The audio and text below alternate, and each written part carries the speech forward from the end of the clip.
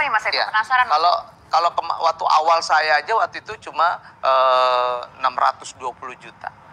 620 juta. Yang kedua, karena saya udah punya modal orang dan sebagainya. Ini di Jawa Timur ya waktu itu ya. Itu malah 500 jutaan.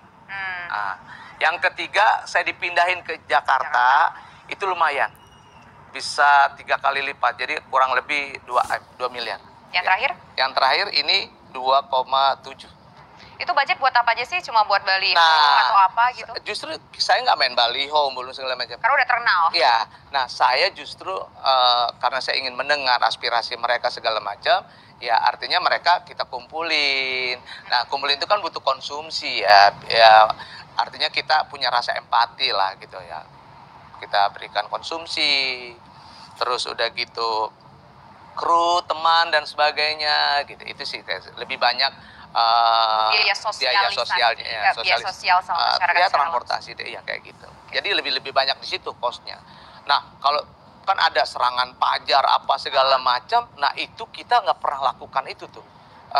Karena saya meyakini kalau serangan pajar itu dengan durasi misalnya sekian jam, paling dapat berapa ribu orang sih, iya kan? Paling 3.000. Kebutuhannya anggota dewan untuk DPR RI itu minimal 130 sampai 175.000. Bagaimana bisa mengeksekusi dalam satu malam? Misalnya serangan pajar, oke kita bikin malam lah gitu. Paling yang dapat 3.000-an. Ya kan? Paling tuh sebayangan saya gitu.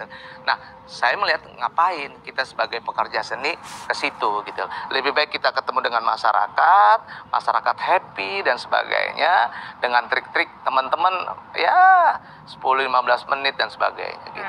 Mas Eko, kalau kita lihat kan ada juga yang cukup kontroversial itu soal Mas Komeng sesama komedian juga yang bersangkutan ternyata menang. Iya. Nah, ini kita lihat dulu nih pemirsa cuplikan video berikut ini sebelum kita bahas sama Mas Eko.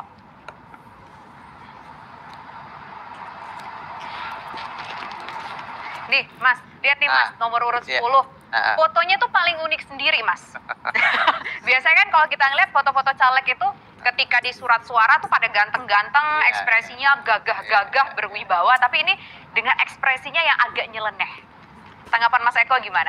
Ya, buat saya memang sebagai anggota dewan ya, caleg dan sebagainya harus menjadi jati dirinya sendiri. Jangan tiba-tiba berangkat dari teman entertain gitu. Tiba-tiba gayanya udah kayak Fahri Hamzah. Orang jadi ini siapa? Gayanya tiba-tiba kayak Fadly John gitu loh. Malah orang kaget gitu ya. Ini aktivis dari mana? Oh, totonya ini. Jadi diri sendiri. Kayak Komeng ya udah benar, personal brandingnya adalah komedian, ya dia seperti itu.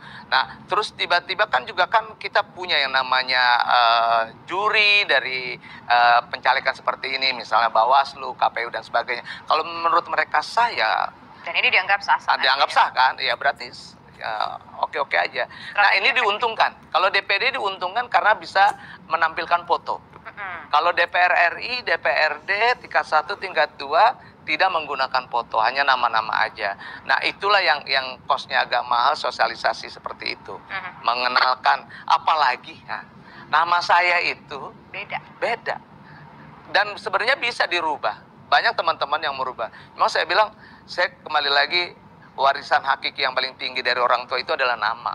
Jadi saya nggak mau rubah aja nama saya gitu. Ya udah, Eko Hendro Purnomo ya ini warisan dari orang tua saya akan memuliakan nama ini gitu. Jadi saya nggak mau merubah. Mas Eko kan tadi sudah bercerita ya bahwa untuk menjadi seorang ekopatrio sekarang, seorang wakil rakyat kembali itu melakukan sosialisasi langsung ke masyarakat. Modalnya cuma makan bareng, diskusi bareng. Tapi tips-tips lain ataupun trik-trik